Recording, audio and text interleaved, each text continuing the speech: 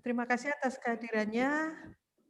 Untuk membawa acara ini, Bu Ani mungkin bisa menayangkan dan sekalian memandu untuk acara ini. Monggo Bu Ani. Terima kasih Bu Gus. Selamat siang menjelang sore Bapak-bapak, Ibu-ibu. Terima kasih atas kehadirannya. Yang pertama kami ucapkan selamat datang. Terima kasih kehadirannya Bapak Yanuar Dwi Prastyo, PhD, yang terhormat Pak Edi Sutanta dan jajaran di IST Akurin Yogyakarta. Selamat datang dalam acara webinar kami, yaitu webinar strategi implementasi Merdeka Belajar Kampus Merdeka dalam kurikulum dan luaran laporan program bantuan KSKI MPKM. Alhamdulillahirrahmanirrahim, mudah-mudahan Bapak Ibu semuanya dalam keadaan sehat walafiat dan tidak kurang suatu apa. Alhamdulillah. Baiklah, dalam kesempatan ini perkenankan saya untuk memandu acara pada sore hari ini. Mohon maaf sebelumnya karena ini baru pocokan jadi belum banyak pengalaman gitu ya. Mohon maaf sebelumnya kalau ada salah-salah kata di nantinya. Baiklah, untuk acara siang hari ini kita nanti akan lalui beberapa acara. Yang pertama adalah pembukaan dan doa, yang dilanjutkan dengan menyanyikan lagu Indonesia Raya, kemudian yang berikutnya adalah sambutan Bapak Rektor, yang berikutnya adalah pemaparan materi, dan dilanjutkan dengan diskusi. Selanjutnya adalah foto bersama dan penutup. Baiklah, untuk menyingkat waktu, mari kita mulai acara pada siang hari ini dengan berdoa. Kami persilahkan. Bismillahirrahmanirrahim. Alhamdulillahirabbil alamin. Mudah-mudahan acara pada sore hari ini dapat berjalan dengan lancar, tidak kurang satu apa. Baiklah, untuk acara selanjutnya adalah menyanyikan lagu Indonesia Raya, dan untuk itu kami mohon hadirin dalam kondisi sikap sempurna. Kita akan menyanyikan lagu Indonesia Raya secara bersama-sama.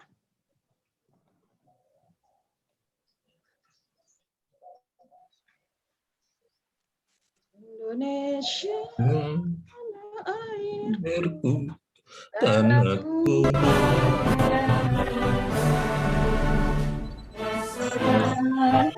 aku berdiri dari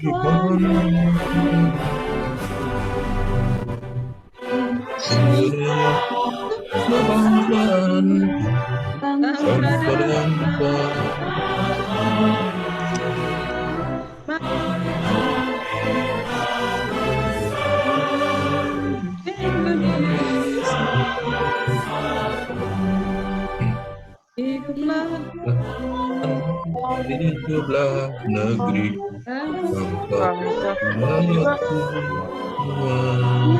Allah jiwanya merdeka tanahku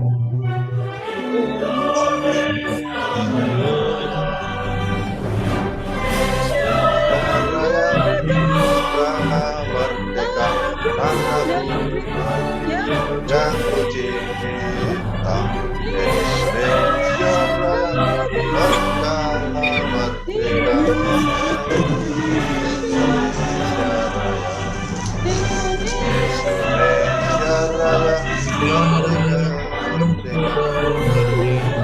anakku negeri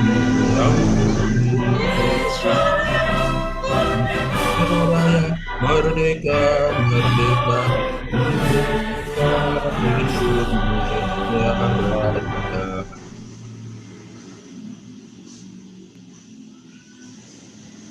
Terima kasih. Kemudian untuk acara yang selanjutnya adalah sambutan dari yang terhormat Bapak Rektor IST Akurin Yogyakarta, Bapak Dr. Edi Sutanta STMK. Untuk itu Kepada yang terhormat Bapak Edi Stanta, kami persilahkan. Baik, Ibu, suara saya jelas, Ibu? Sampun, Jelas Bapak. ya, Pak. Oke, baik, bismillahirrahmanirrahim. Assalamualaikum warahmatullahi wabarakatuh.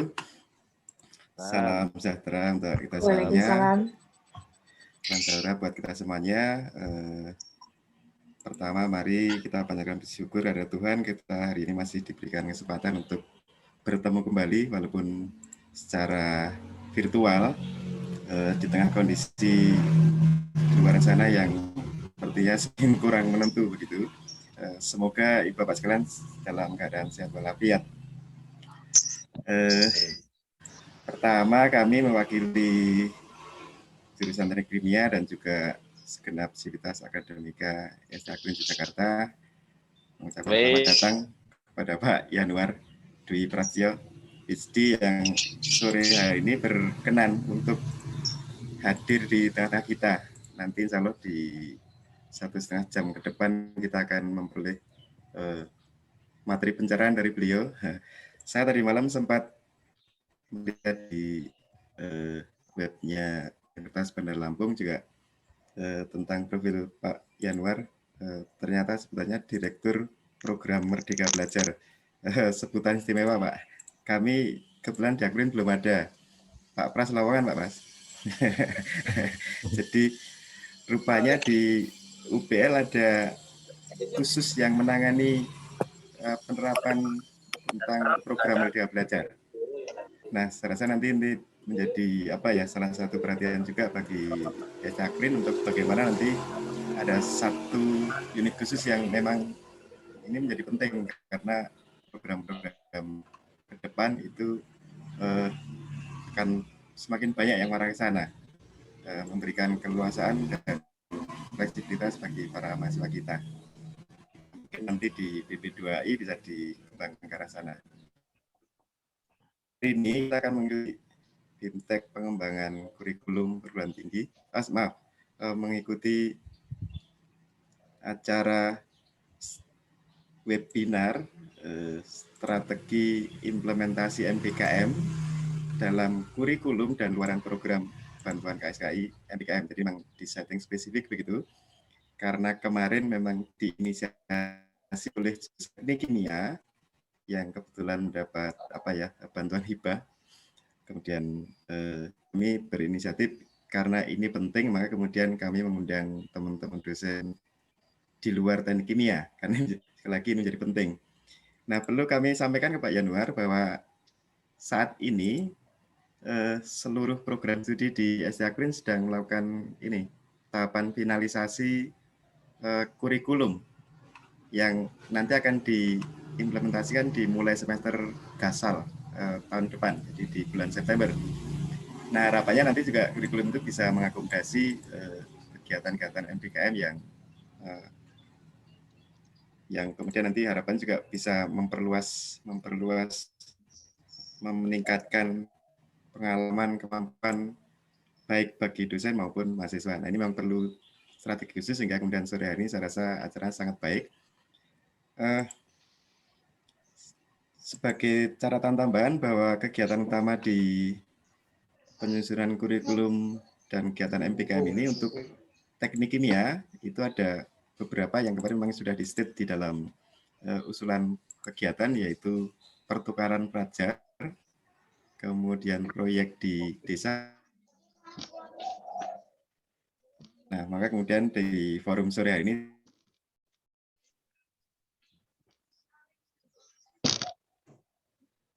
secara global terkait MBKM dan juga khususnya terkait mungkin dengan 4 kegiatan tadi.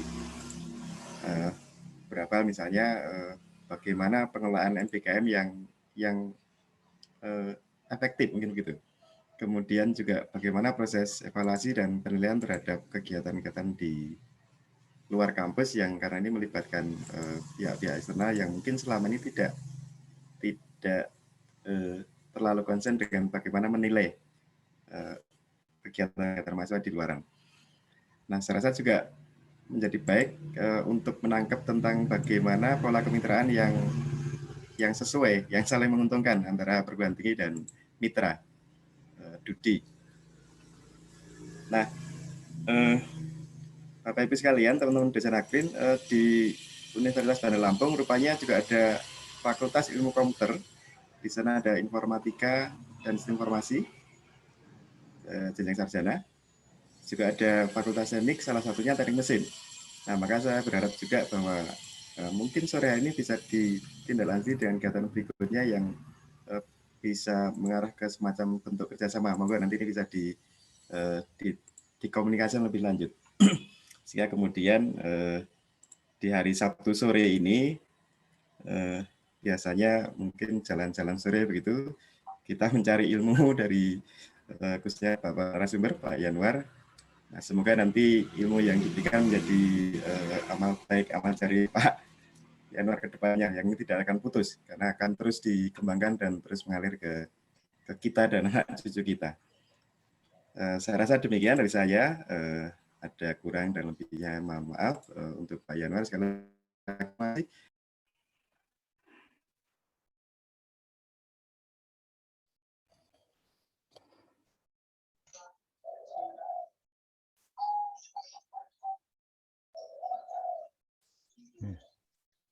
Mohon maaf Pak Edi, mungkin sudah masih mic-nya sudah dimatikan Tutup. tadi. Iya. Sudah tertutup oleh. Maaf. Jadi sampun sudah menyala lagi Bapak, monggo. Bu, tes Bu, yang saya Bu, tes Bu. Ya, aman Pak. Oke. Sampun Oke. sudah. Maaf. Ini posisi saya klik. Dari awal terpaksa ya Bu ya. Baik. Mboten Bapak, tinggal yang terakhir saja Bapak. Oke. Jadi mungkin beberapa yang saya tadi saya ulangi, mungkin ada salah teknis tadi, bahwa saya berharap sore ini nanti teman-teman di Akrin bisa memperoleh ya pencerahan begitu dari luar 1,5 jam ke depan. Kami berharap pertemuan ini bisa memperoleh setidaknya ada 3 hal. Bagaimana mengelola MPKM yang efektif, kemudian evaluasi penilaian baik di kita maupun di mitra itu nanti bisa diperoleh dari sore hari ini, dan juga bagaimana membuat pola kemitraan dengan mitra sehingga kemudian bisa saling menguntungkan, sehingga kemudian kerjasama itu menjadi menarik bagi baik perguruan tinggi maupun mitra. Yang terakhir, saya rasa sore ini bisa membuka peluang juga bagi prodi informatika, sistem informasi, teknik mesin, karena di Universitas Bandar Lampung juga ada 3 prodi itu, untuk mencoba nanti berkoordinasi untuk bagaimana 3 prodi ini bisa menindaklanjuti kegiatan pada sore hari ini. Saya rasa demikian Bapak Ibu sekalian. Mohon maaf ada kesalahan teknis tadi.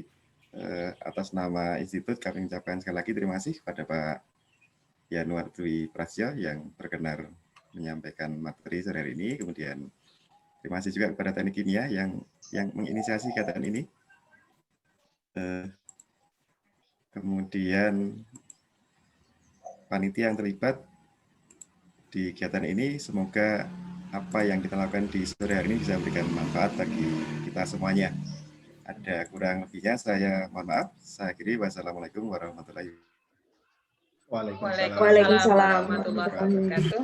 Alhamdulillah, terima kasih yang sebesar-besarnya kami ucapkan kepada Bapak Edi Sutanta atas perkenan memberikan arahan pada sore hari ini.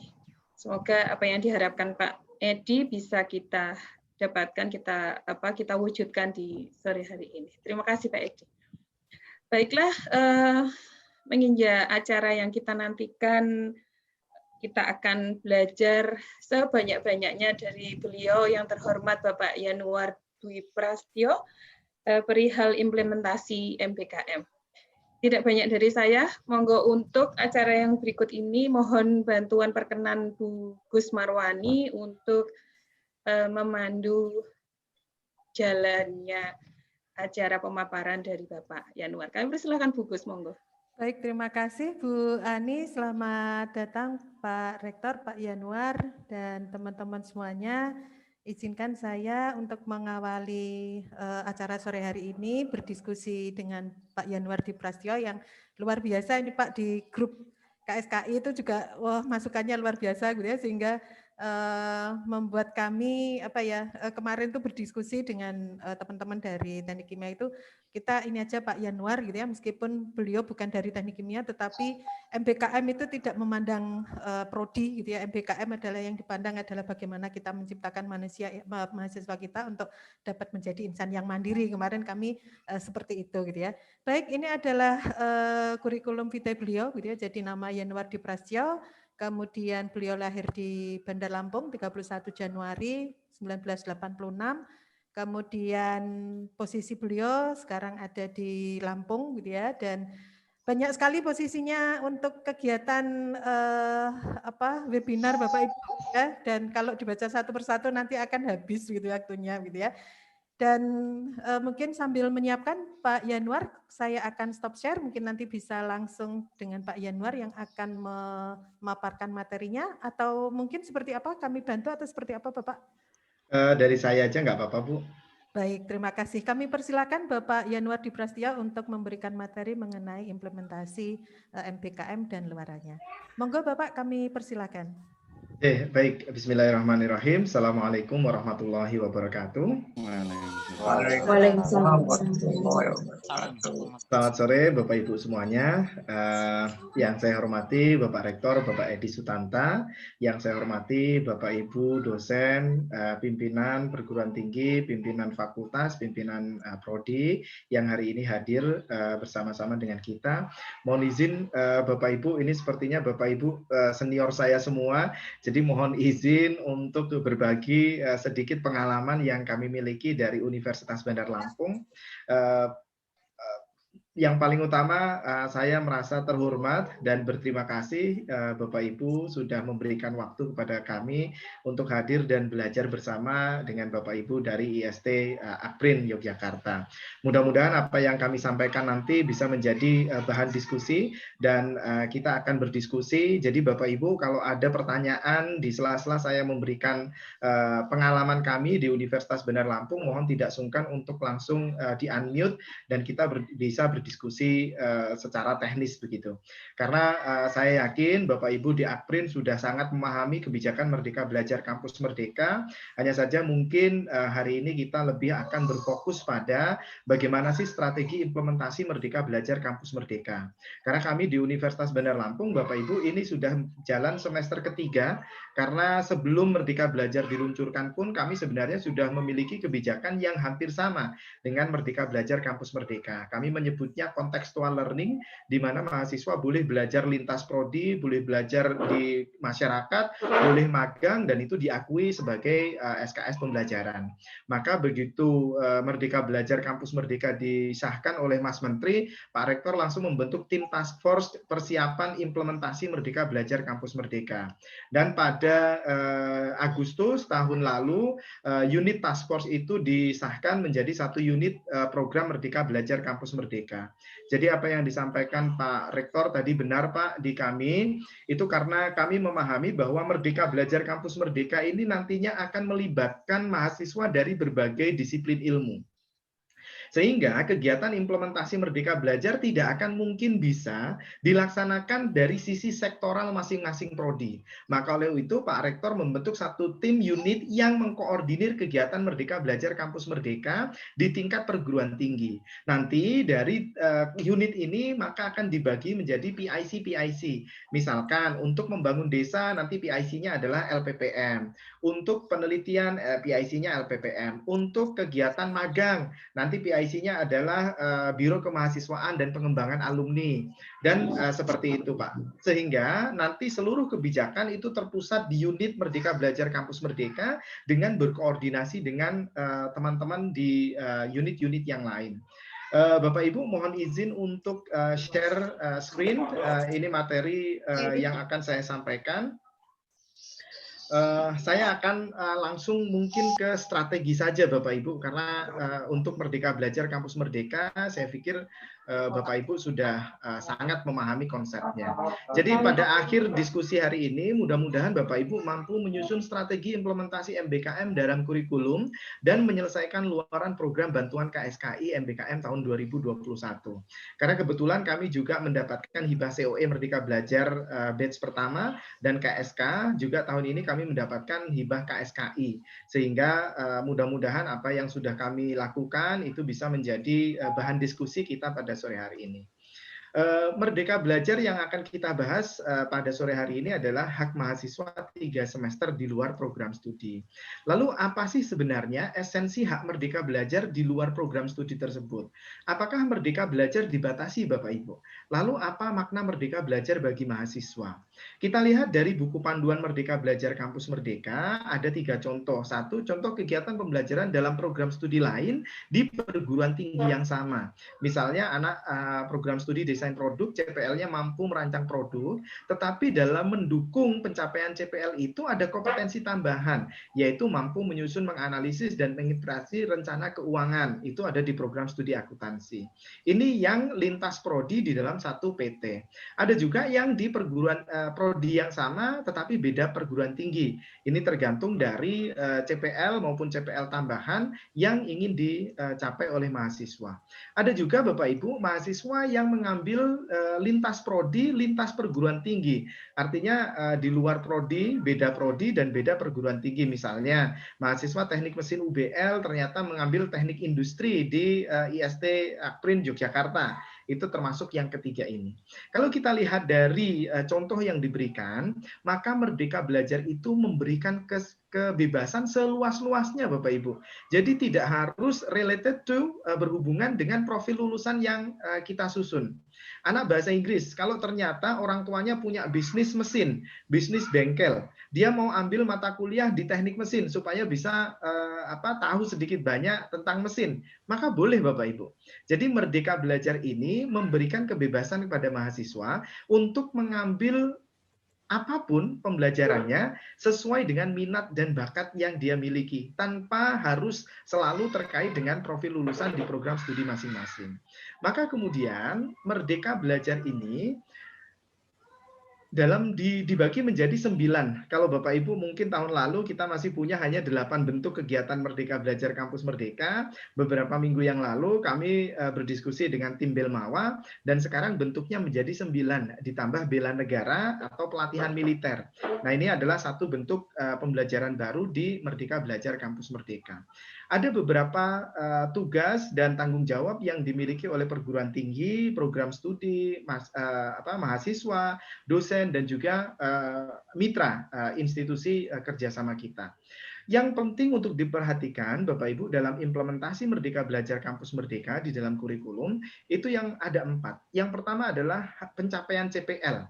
Jadi profil lulusan dan CPL itu harus kita buat seluas mungkin sehingga apapun kegiatan Merdeka Belajar Kampus Merdekanya adalah untuk mencapai CPL mahasiswa itu.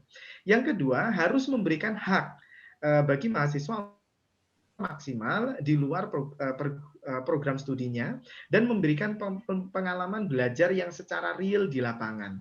Kemudian kurikulum yang kita implementasikan itu harus cukup fleksibel sehingga rekognisi pembelajarannya dan strategi pembelajaran mahasiswa itu bisa kita akomodir di dalam kurikulum kita. Langkah pertama Bapak Ibu yang perlu dilakukan untuk implementasi Merdeka Belajar Kampus Merdeka adalah menentukan kebijakan akademik di perguruan tinggi kita. Ini yang sangat penting karena nanti dari kebijakan akademik ini, unit Merdeka Belajar Kampus Merdeka bisa merancang strategi implementasinya. Kan tadi Merdeka Belajar itu ada 3 semester di luar program studi, tetapi itu dibagi 1 semester atau maksimal 20 SKS di prodi lain di dalam perguruan tinggi kita. Dan 2 semester atau 40 SKS di luar prodi, di luar perguruan tinggi kita. Atau bahkan bisa di institusi non-perguruan tinggi. Maka kebijakan akademik yang kami ambil, Pak Rektor, mahasiswa boleh mengambil lintas program studi di dalam lingkungan UBL itu mulai semester 3 sampai semester 8. Kenapa harus mulai semester 3? Kenapa tahun pertama tidak? Karena dalam Permendikbud nomor 20 tahun 2000 nomor 3 tahun 2020, pasal 20 ayat 1, mahasiswa dengan kemampuan akademik tinggi diperbolehkan mengambil maksimal 24 SKS setelah 2 semester di tahun pertama. Artinya tahun pertama semester 1 dan 2 itu mahasiswa masih ikut kurikulum yang ada di program studinya. Jadi biasanya paket kurikulum kita itu 18 sampai 20 SKS di semester 1 dan 2. Semester 3 kalau mahasiswanya bisa mengambil 24 SKS, kurikulum kita kan biasanya hanya 20 sampai 21 atau 22. Artinya setiap semester mahasiswa punya sisa 2 SKS sampai 4 SKS. Dan itu yang kemudian boleh dimaksimalkan oleh mahasiswa untuk mengambil mata kuliah lintas prodi di lingkungan perguruan tinggi kita sendiri. Misalnya teknik mesin Akprin mau mengambil mata kuliah informatika di Akprin karena dia ingin belajar programming dan sebagainya. Itu boleh, misalnya semester 2 ambil 2 SKS, semester 3 ambil 2 SKS, semester 4 ambil 3 SKS, semester 5 ambil 2 SKS, semester 6 dan 7 karena mata kuliahnya sudah tinggal sedikit, dia boleh ambil sampai 6. Yang penting Bapak Ibu, total yang diambil lintas prodi di dalam lingkungan kita itu tidak lebih dari 20 SKS. Kalau yang di luar perguruan tinggi, kalau kami kebijakannya setelah semester 5, Pak. Jadi mulai semester 5 baru boleh keluar perguruan tinggi. Kenapa? Karena analogi yang dipakai oleh Pak Menteri, Merdeka Belajar ini seperti belajar berenang di luar kolam berenang. Yang artinya untuk bisa belajar berenang di luar kolam berenang, dia kan harus bisa berenang dulu. Berenang ini artinya adalah kompetensi inti program studi. Kalau mahasiswa teknik mesin, kompetensi ke teknik mesinan harus matang dulu di 5 semester awal. Sehingga nanti ketika mereka dikirim keluar untuk magang, untuk membangun desa, mereka sudah punya bekal yang matang di dalam prodi teknik mesinnya. Sehingga kami, menurut arahan Pak Mas Menteri, merekonstruksi kurikulumnya, kurikulum kompetensi inti fakultas dan prodi itu diletakkan di 5 semester awal. Sehingga mata kuliah Pancasila, Bahasa Indonesia, Kewarganegaraan, Pendidikan Agama boleh diletakkan di semester setelah semester 5. Misalnya semester 6, 7, 4, 5, dan itu disebar, tidak di dalam 1 semester. Sehingga apa? Kompetensi-kompetensi inti prodi, mata kuliah teknik mesin, mata kuliah teknik kimia, bisa dimaksimalkan di 5 semester awal. Sehingga kalaupun 3 semester selanjutnya mereka nggak mau ambil mata kuliah dari program studinya, ya silahkan. Yang penting profil lulusan dan kompetensi inti prodi itu sudah bisa dilaksanakan. Nah, Bapak Ibu, semua kegiatan Merdeka Belajar Kampus Merdeka itu harus dibimbing oleh dosen pembimbing dari prodi yang sama dengan mahasiswanya. Karena apa? Nanti untuk jagani, untuk mengakomodir bagaimana proses konversi dan pengakuan ke dalam SKS-nya. Kalau kita tanya kurikulum, pasti akan kurikulum seperti ini, struktur kurikulumnya yang dikirimkan kepada kita. Padahal kurikulum kan ada 12 bab yang nanti oleh prodi teknik kimia harus disusun. Jadi kurikulum itu ada 12 bab, mulai identifikasi identitas prodi sampai kepada manajemen pelaksanaan kurikulumnya. Nah, Bapak Ibu, untuk strategi implementasinya, apakah prodi harus memiliki 2 kurikulum? Artinya 1 kurikulum untuk mahasiswa reguler, 1 kurikulum kita sediakan untuk mahasiswa yang ikut Merdeka Belajar. Tidak, Bapak Ibu. Kurikulum program studi hanya 1. Merdeka Belajar itu bukan kurikulum, tetapi hanya bentuk kegiatan pembelajaran. Jadi statusnya itu hanya nempel di sebelahnya struktur kurikulum, Bapak Ibu. Seperti ini. Nah, ini Merdeka Belajar, kalau mahasiswa mau merdeka, dia boleh ambil melipir proses pembelajarannya ke 3 bentuk kegiatan pembelajaran tadi, yaitu di dalam PT, di luar PT, atau di institusi non perguruan tinggi. Di kami, untuk mata kuliah yang di dalam PT di luar prodi boleh dari semester 3 sampai semester 8. Kemudian untuk yang di luar PT boleh dari mulai semester 5 sampai semester 8. Nah, kenapa sampai semester 8? Untuk proses magang Bapak Ibu, saya sarankan mahasiswa yang magang itu sudah di semester akhir. Berbarengan dengan dia mengerjakan skripsi misalnya. Karena apa? Pengalaman kami, mahasiswa yang magang itu kan perkenalan antara mahasiswa dengan dunia kerja. Biasanya perusahaan kalau cocok dengan mahasiswa itu, maka mahasiswa akan ditawari untuk direkrut langsung setelah kegiatan magang selesai. Maka di kami dengan belajar dari pengalaman itu, mahasiswa yang kami arahkan untuk magang semester 7 atau 8. Sehingga nanti kalau institusi mitra atau perusahaan cocok, dia bisa langsung direkrut. Karena pengalaman kami ada mahasiswa semester 6 sudah magang, tetapi dia kan harus selesai semester 7-8. Begitu ditawarin, harus nunggu 2 semester lagi, maka masa pacarannya terlalu lama, takutnya malah putus gitu. Tapi kalau mahasiswa magangnya di semester 7 atau 8, setelah lulus bisa langsung direkrut oleh perusahaan tempat dia magangnya. Nah, Bapak Ibu, karena Merdeka Belajar itu tidak di dalam kurikulum, artinya dia hanya nempel, maka harus ada strategi untuk mengakomodir, merekognisi kegiatan Merdeka Belajar di dalam sehingga bisa masuk ke dalam kurikulumnya. Itu yang kami namakan kesepakatan perolehan kredit pembelajaran. Nanti kita akan bahas. Kesepakatan perolehan kredit pembelajaran ini sangat penting Bapak Ibu. 1, untuk mahasiswa agar menjamin kegiatannya terencana. 2, untuk menjamin rekognisi pengakuan mata kuliah yang akan dikonversi. 3, untuk memastikan bahwa institusi mitra kita itu memperlakukan mahasiswa kita selayaknya sebagai mahasiswa magang. Karena pengalaman kami Bapak Ibu, tanpa adanya kesepakatan perolehan kredit pembelajaran, mahasiswa kami yang magang itu tidak diberdayakan sebagaimana mestinya. Ada yang disuruh fotokopi, disuruh bikin kopi, disuruh beli makanan, disuruh antar-antar surat, dan itu sangat berbeda dengan kompetensi yang kami harapkan dimiliki oleh mahasiswa kami ketika mengikuti kegiatan Merdeka Belajar Kampus Merdeka. Nah, ini strategi implementasinya Bapak Ibu. Merdeka Belajar itu kalau bagi mahasiswa itu kan hak. Artinya sebenarnya kita perguruan tinggi tidak boleh memaksa mahasiswa untuk ambil Merdeka Belajar.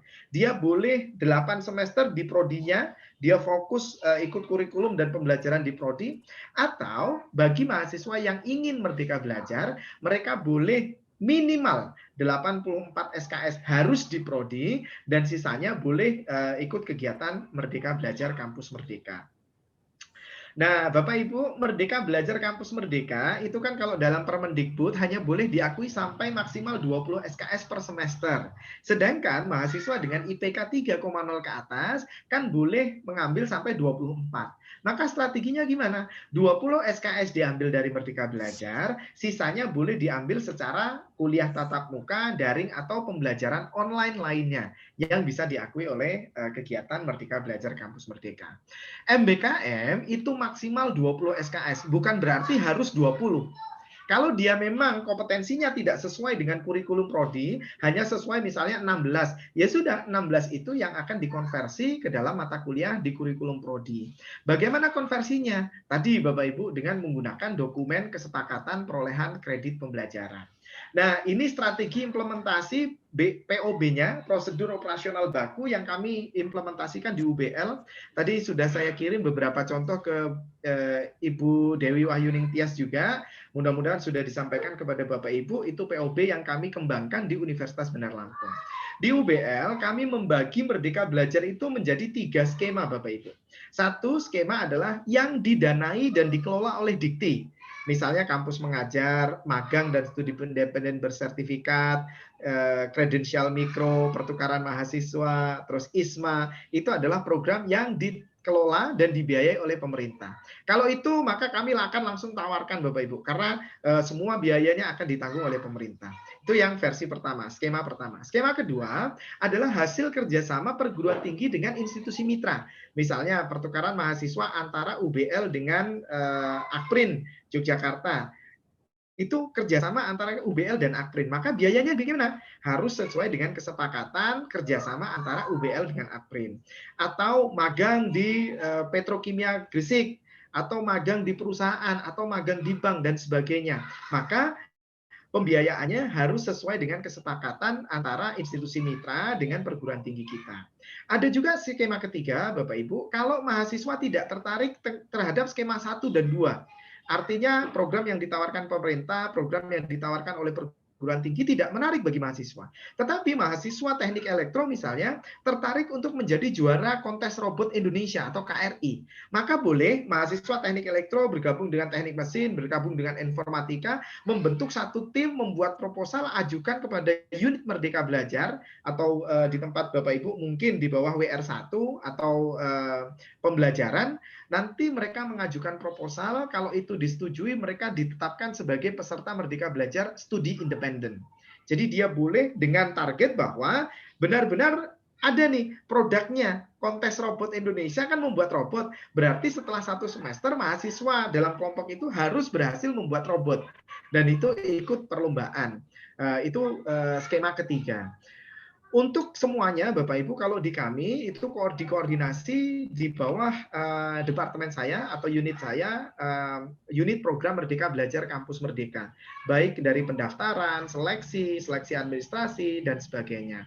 Nah, setelah pendaftaran, Bapak Ibu, kan kita membuka informasi pada mahasiswa. Tidak semua mahasiswa bisa kita kirim, Bapak Ibu. Nah, misalnya begini, ada sebuah perusahaan membutuhkan anak dari teknik kimia untuk magang di sana. Kan tentunya perusahaan itu punya kebutuhan yang mahasiswa bisa apa, kompetensinya seperti apa. Maka flyer proses pendaftaran itu seperti lowongan kerja begitu, kita sebarkan pada mahasiswa. Semua mahasiswa yang daftar itu nanti kita akan seleksi administratif, seleksi substansifnya boleh kita melibatkan institusi mitra untuk datang ke kampus melakukan wawancara dan seleksi. Yang lolos maka dia akan ditetapkan melalui SK Rektor, yang tidak lolos dia akan belajar kembali ke prodinya. Nah, setelah ditetapkan Bapak Ibu, ini strateginya, mahasiswa akan menyusun dokumen KPKP. Dokumen KPKP ini nanti akan saya jelaskan, di mana KPKP itu merupakan rencana proses kegiatan yang dilakukan mahasiswa selama Merdeka Belajar. Ini sangat penting. Satu, untuk memastikan kegiatan mahasiswa terprogram. Kedua, untuk memastikan mitra mengikuti program atau rencana kegiatan yang dilakukan oleh mahasiswa. Ketiga, itu akan menjamin kompetensi apa yang akan dikonversi dari kegiatan Merdeka Belajar.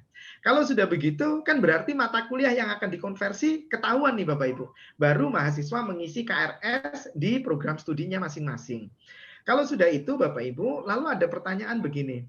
Kalau mahasiswa harus magang padahal dia secara teori belum tahu, maka kita berikan BIMTEK atau bimbingan teknis dalam sistem blok. Berarti mata kuliah yang akan dikonversi, misalkan analisis permasalahan itu akan dikonversi.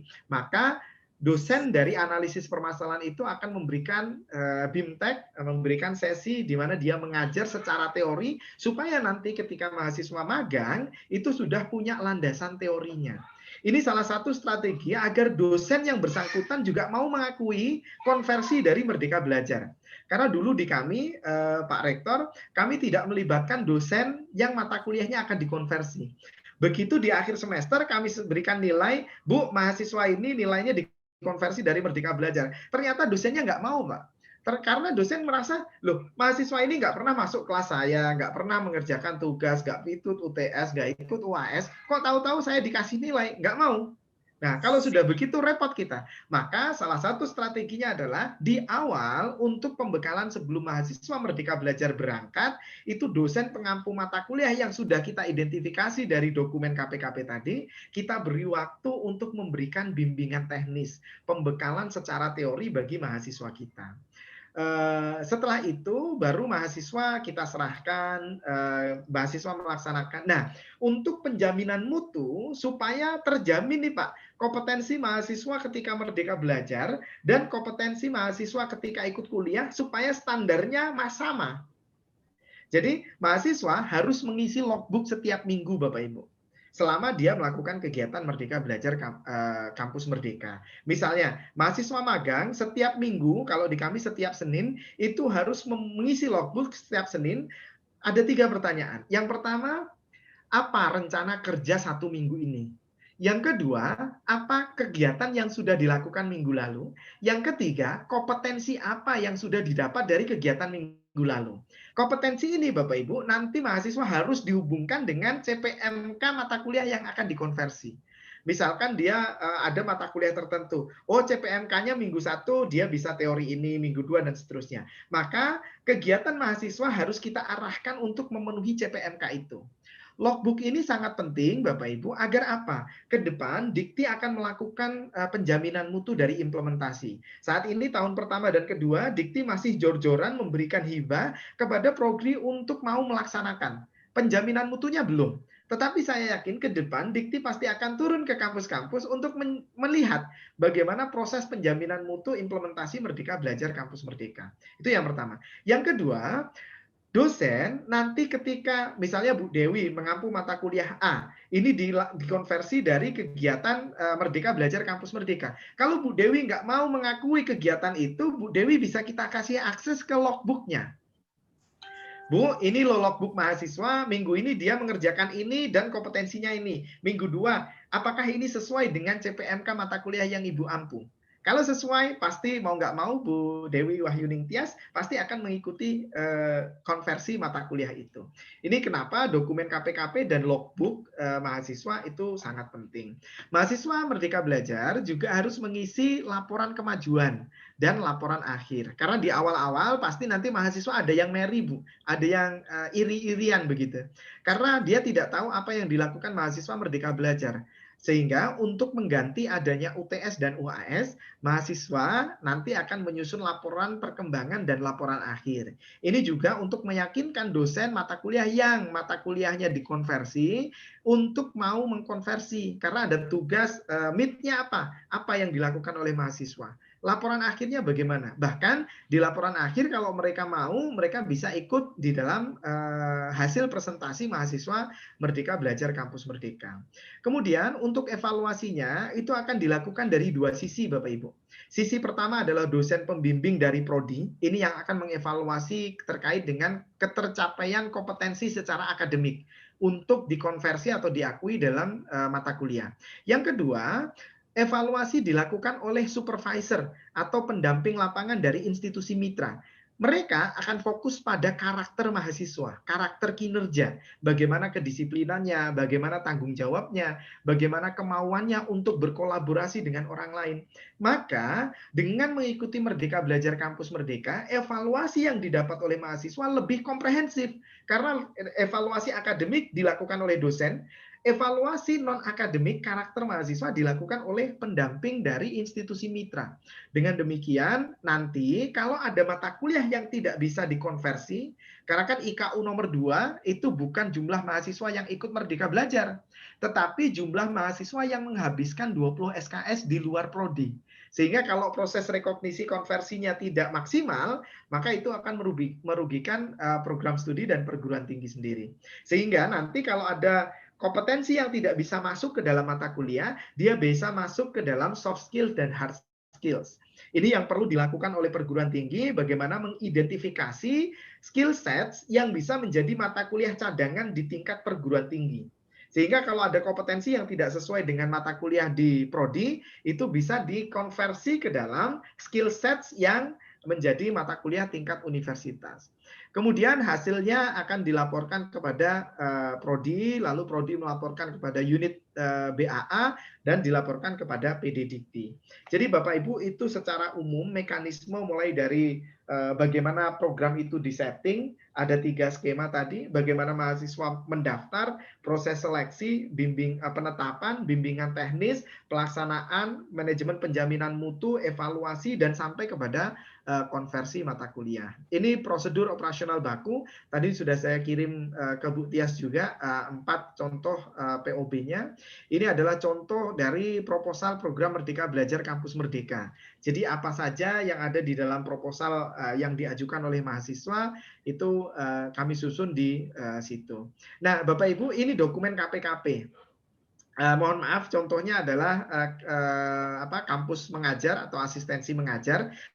Tetapi yang 4 saya kirim ke Bu Tias tadi termasuk juga dengan pertukaran mahasiswa, magang, kegiatan wirausaha, dan juga membangun desa.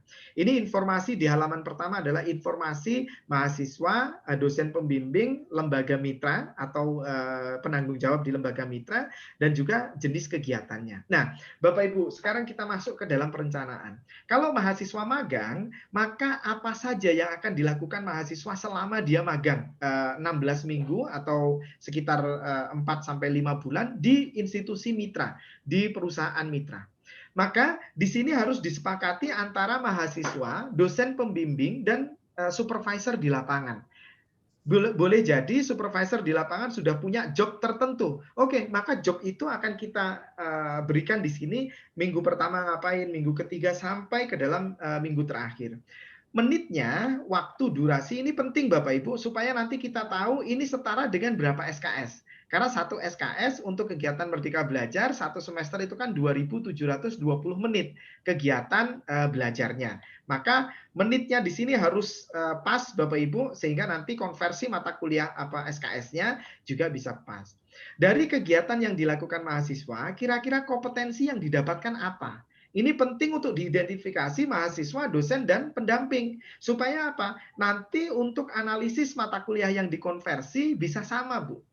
Misalnya kalau kami di kampus mengajar itu ada PLP, pengenalan lingkungan persekolahan. Kegiatan pertama yang dilakukan oleh mahasiswa itu adalah melakukan pengenalan atau observasi lingkungan persekolahan. Maka di sini itu juga akan pengenalan lingkungan persekolahan semester berapa, CPMK-nya dari mata kuliah yang dikonversi apa. Kemudian SKS-nya berapa, dan kita sepakati. Kalau kita sudah sepakat, maka harus ditandatangani oleh mahasiswa, dosen pembimbing, dan pendamping lapangan. Plus disetujui oleh Kaprodi. Sehingga Kaprodi tahu mahasiswa A magang di Petrokimia Gresik, di mahasiswa teknik kimia magang di Petrokimia Gresik selama 6 bulan, maka akan dikonversi ke dalam mata kuliah ABC sampai dengan maksimal 20 SKS. Untuk menjamin itu Bapak Ibu, ini adalah timeline penjaminan mutunya. Mahasiswa yang sudah ditetapkan akan menyusun dokumen KPKP, kemudian dilakukan bimbingan teknis di minggu pertama untuk membekali secara teori. Mereka langsung akan ngisi logbook sampai 16 minggu. Kemudian sharing session dengan dosen pembimbing, mentoring atau monitoring dari unit program Merdeka Belajar Kampus Merdeka. Karena nanti di LMS-nya, Bapak Ibu, unit Merdeka Belajar bisa melihat apakah mahasiswa A itu rajin isi logbook, apakah dosen pembimbingnya rajin ngetek dan ngasih feedback atau tidak.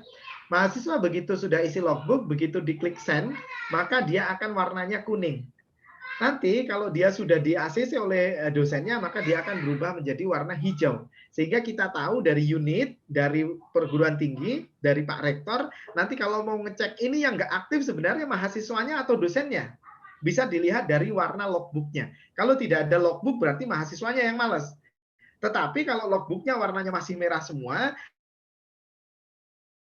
berarti dosennya yang belum ngecek adanya kegiatan Merdeka Belajar Kampus Merdeka.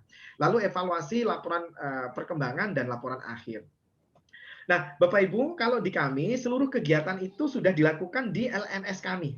Sehingga ketika mahasiswa daftar Merdeka Belajar, masukkan mata kuliah, mata kuliah di KRS itu nanti ada punya 4 pilihan. Yang pertama pilihan pembelajaran online. Yang kedua pemilihan pembelajaran offline, hybrid, dan yang keempat adalah Merdeka Belajar. Berarti Bu Tias, kalau ada mata kuliah Bu Tias, ada 40 mahasiswa, nanti Bu Tias bisa tahu dari 40 mahasiswa itu, oh ternyata ada 2 yang magang.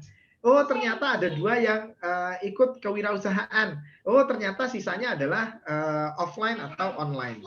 Jadi itu proses penjaminan mutunya. Ini contoh dari logbooknya, ada 3 pertanyaan, rencana kegiatan, pelaksanaan kegiatan, dan penguasaan kompetensi.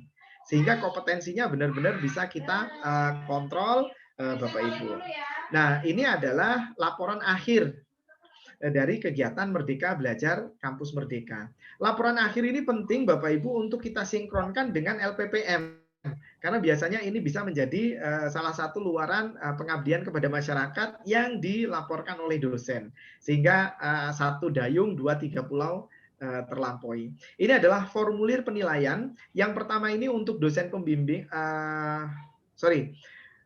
Yang pertama ini adalah untuk institusi mitra, untuk pendamping lapangan, maka dia akan fokus pada karakter mahasiswa. Pelaksanaan tugas, kompetensi profesional, kemudian kompetensi personal, kompetensi sosial, semua skills akan dievaluasi di sini. Yang kedua,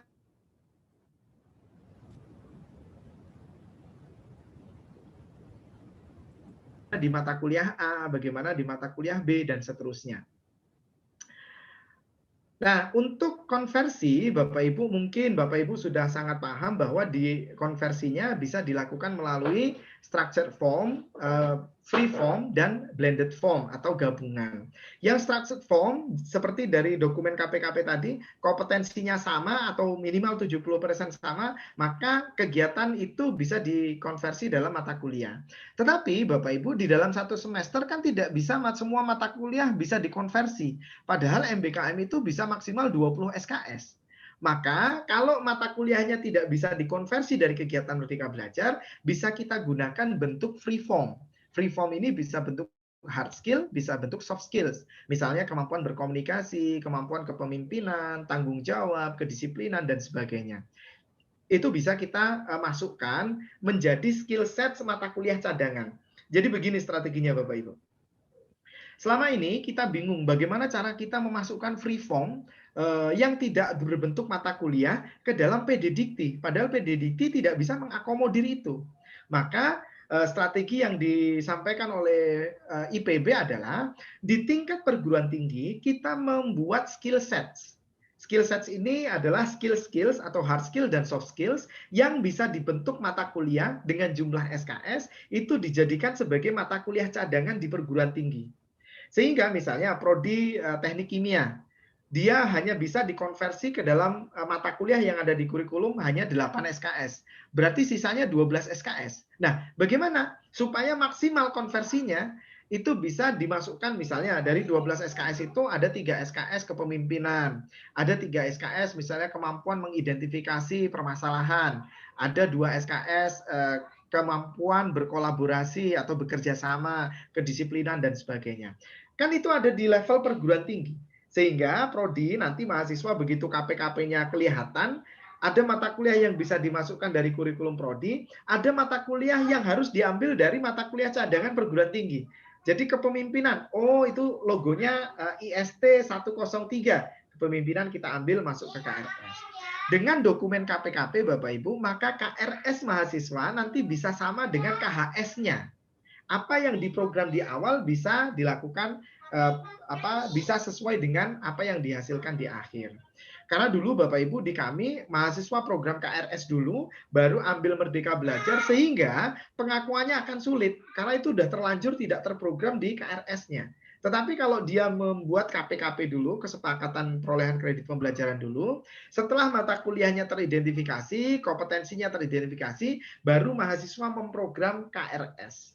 Atau kalau memang kegiatannya tidak bisa dilakukan sebelum pengisian KRS, misalnya proyek dari Dikti baru pengumumannya keluar di akhir September, berarti kan mahasiswa sudah program KRS dulu. Maka di akhir September mahasiswa kita berikan fleksibilitas untuk dapat mengedit, merubah kembali KRS-nya. Sehingga apa yang kita laporkan di PD Dikti itu bisa sejalan antara apa yang diprogram di KRS dengan apa yang diakui di KHS-nya. Ini beberapa contoh, mohon maaf karena saya dari bahasa Inggris, jadi contohnya adalah kampus mengajar. Mahasiswa kami di bahasa Inggris, kampus mengajar kan bisa dikonversi 12 SKS. PHP 2D atau membangun desa itu bisa dikonversi sampai 10 SKS kalau luring. Kalau daring dia bisa 8 atau 9 SKS. Maka mata kuliah yang diambil di semester itu kita cocokkan CPMK dengan kompetensi yang diperoleh. Kalau cocok berarti dia bisa dikonversi. Nah, berarti mahasiswa nggak usah ikut kuliah, Bu. Micro teaching, language curriculum development, syllabus design, dan reflektif. Tetapi mereka, dosen dari 4 mata kuliah ini, nanti akan memberikan pembekalan di awal pada saat BIMTEK. 1 atau 2 minggu ada BIMTEK, dosen micro teaching, language curriculum development, dan syllabus serta reflektif, nanti memberikan pembekalan. Kayak kuliah sistem blok gitu. Jadi teorinya kita habiskan, nanti mahasiswa tinggal berangkat, dia implementasi kompetensi dari mata kuliah itu di dalam program Merdeka Belajar Kampus Merdekanya. Nah, untuk luaran KSKI MBKM, Bapak Ibu, tentunya ada 5 luaran wajib yang harus disediakan oleh Bapak Ibu. Yang pertama adalah laporan capaian hasil, yang kedua adalah dokumen kurikulum. Bapak Ibu mungkin di teknik kimia sudah punya kurikulum yang terdiri minimal dari 12 bab tadi. Jadi ada identifikasi, profil lulusan, CPL, sampai kepada strategi dan manajemen implementasi kurikulum. Kemudian dokumen kerjasama. Nah ini Bapak Ibu, untuk agar kita fokus dalam pelaksanaan kerjasamanya, maka alangkah baiknya kalau di kami sebelum memulai round Merdeka Belajar, kami biasanya sebarkan survei Bapak Ibu.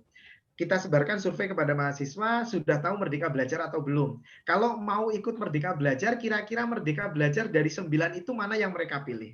Kalau ternyata mahasiswanya banyak yang ikut magang, maka fokus pengembangan kerjasama kita adalah mencari lembaga atau institusi tempat mahasiswa magang. Kalau ternyata mahasiswa maunya adalah pertukaran mahasiswa, maka fokus kita dalam pengembangan kerjasama adalah mencari mitra perguruan tinggi. Kalau mahasiswa kita ternyata fokusnya banyak yang ingin menjadi guru teknik mesin, Bapak Ibu, di kami itu banyak yang asistensi mengajar. Karena SMK-SMK di Lampung itu kekurangan guru teknik mesin. Maka kami juga mengembangkan kerjasama dengan SMK-SMK yang membutuhkan guru teknik mesin untuk mahasiswa kita tempatkan di sana. Kalau sudah kita identifikasi, misalnya ada 4 tadi membangun desa, berarti kerjasamanya dengan desa-desa, Bapak Ibu. Kegiatan wirausaha dengan UMKM yang bisa membimbing kegiatan wirausaha mahasiswa kita. Kemudian magang, institusi-institusi tempat magang. Nah, dokumen penunjang ini, Bapak Ibu, kalau di kami ada kebijakan akademik. Jadi yang boleh semester berapa, kemudian bagaimana proses evaluasi, bagaimana jenis kegiatan diakui, bagaimana pengakuan terhadap kinerja dosen di dalam membimbing Merdeka Belajar, bagaimana penjaminan mutu, itu diatur melalui kebijakan akademik.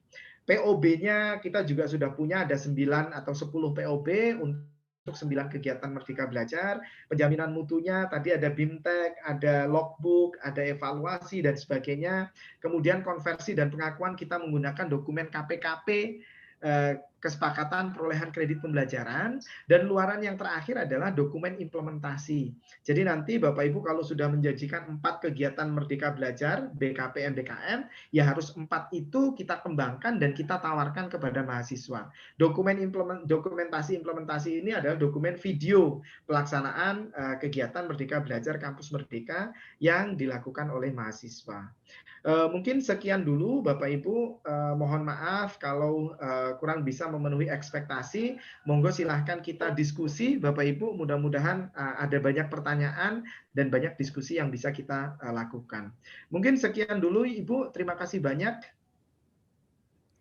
Baik, terima kasih Bapak Yanuar untuk materinya, dan sambil menunggu teman-teman yang akan bertanya, ini sudah muncul Pak di kolom chat gitu ya untuk pertanyaannya Bapak. Ini dari teman yang dari prodi statistika gitu ya.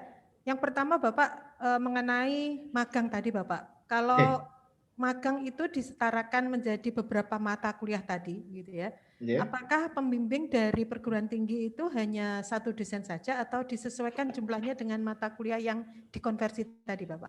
Itu pertanyaan yang pertama. Silakan Bapak langsung dijawab saja. Ya, untuk magang ini relatif lebih simpel karena magang itu di satu tempat kan mungkin mahasiswanya hanya dari 1 prodi.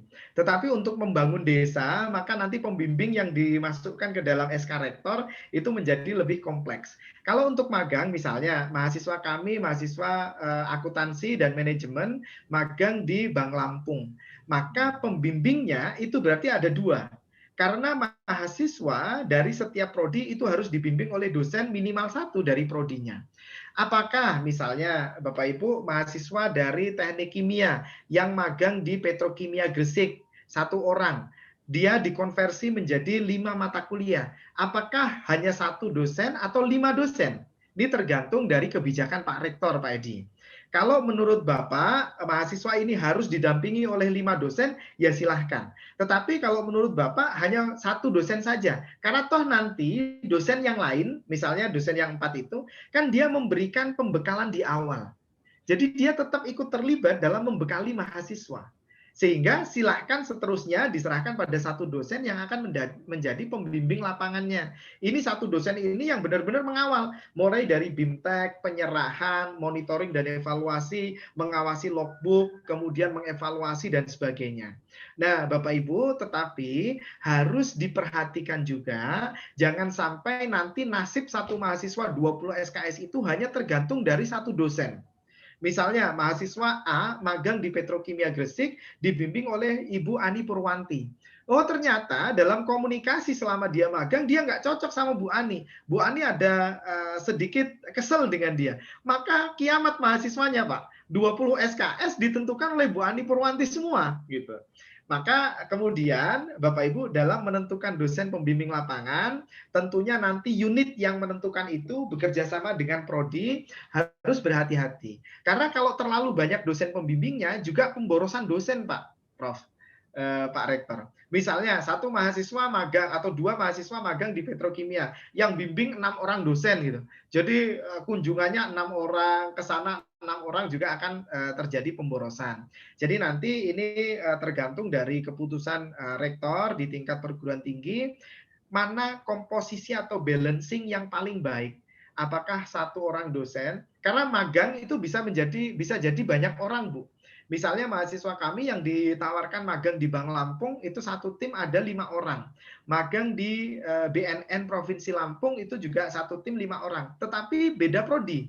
Di Bank Lampung itu ada anak akuntansi, ada anak manajemen, ada anak bahasa Inggris, ada anak teknik sipil. Jadi manajemennya 2. Sehingga nanti dosennya di SK Rektor itu juga banyak. Minimal 1 orang per masing-masing prodi. Karena biar bagaimanapun harus ada dosen dari prodi bersangkutan, Pak. Dulu kami di awal karena belum belajar dari pengalaman, mahasiswa manajemen magang di BNN dibimbing oleh dosen hukum. Kacaunya Pak, ketika melakukan proses penilaian dan konversi nilai, nanti dosen manajemen nggak percaya sama orang hukum, Pak. Loh, ini orang hukum kok mengevaluasi capaian pembelajaran mata kuliah manajemen. Akhirnya kacau Pak dulu, karena kaprodinya dan dosen pembimbingnya nggak mau, orang hukum nggak tahu capaian pembelajaran sini, kok nilainya A. Nah, dari belajar dari situ Pak, maka kami menetapkan sekarang setiap mahasiswa harus dibimbing oleh dosen dari prodinya, sehingga proses konversi dan proses evaluasinya akan lebih jelas nih bagaimana. Karena capaian mata kuliah CPMK kan itu keilmuan prodi. Jadi jangan sampai orang dari prodi lain yang mengevaluasi ini nanti jadi kacau, Pak. Mungkin itu Bu Ani. Baik, mungkin sedikit menambahkan pertanyaannya Bapak. Mungkin yang untuk evaluasi tadi bisa dilakukan karena ada tanda tangan dari pembimbing dari institusi, pembimbing dari lokasi, gitu ya, maksudnya yang dari luar perguruan tinggi tadi. Jadi siapa yang membimbing, satu orang pembimbing tadi misalnya begitu, itu bisa yang kompeten misalnya dengan diskusi tadi, supaya nanti si mahasiswa pun juga akan lebih optimal gitu ya Pak ya, untuk di lapangan tadi begitu ya? Inje Ibu. Dan untuk pendamping lapangan, Bapak Ibu, jangan orang top perusahaan itu. Misalnya nih membangun desa, jangan kepala sekolahnya, kepala desanya, Pak. Karena nanti kepala desa itu akan memberikan nilai baik semua. Karena dia tidak tahu keseharian mahasiswa ketika di desa, apa yang dilakukan dia tidak tahu. Maka lebih baik adalah orang yang benar-benar akan berkoordinasi setiap hari dengan mahasiswa. Dan biasanya Bapak Ibu pengalaman kami, kalau yang memberi nilai mitra itu nilainya pasti tinggi semua, Pak. Jarang sekali nilainya itu kecil. Karena dia kasihan sama anaknya, sudah setiap hari magang di sini, dia tahu kegiatannya. Maka kalau dulu dosen pendamping pembimbing lapangan yang dari institusi mitra itu kami libatkan untuk mengevaluasi akademik. Akhirnya pembimbing mitranya bingung. Pak, saya nggak tahu gimana caranya. Ya sudah, berarti sekarang Bapak menilai karakter kerja mahasiswa saja. Sehingga kompetensi profesional, kedisiplinan, itu yang menjadi fokus. Sehingga apa? Bapak Ibu, mahasiswa yang ikut Merdeka Belajar justru evaluasinya akan lebih komprehensif. Karena dia dinilai oleh dari dua sisi. Yang pertama sisi akademik, yang kedua dari sisi non-akademik. Dan itu akan menjadi pembelajaran yang luar biasa bagi mahasiswa kita. Bagaimana harus balance antara kemampuan akademik, berpikir knowledge, dan kemampuan kinerja, disiplin, kerjasama, menghormati orang lain, dan sebagainya. Jadi begitu, Ibu. Baik, terima kasih Pak. Ini sepertinya sangat menarik karena kalau dari sisi kompetensi ada 3 elemen itu tadi ya Pak, mulai dari knowledge, kemudian ada skill, dan ada attitude. Mungkin itu yang lebih difokuskan di institusi mitra tadi ya Bapak? Baik, terima kasih Pak. Ini ada banyak juga Pak ini pertanyaan. Yang kedua ini dari teman kami juga masih di statistik. kalau misalnya tadi mengambil di semester akhir, ketika bekal sudah cukup dengan adanya BIMTEK tadi dan kuliah ya istilahnya perkuliahan dari semester 1 sampai dengan semester minimal semester 5 lah misalnya begitu nggih.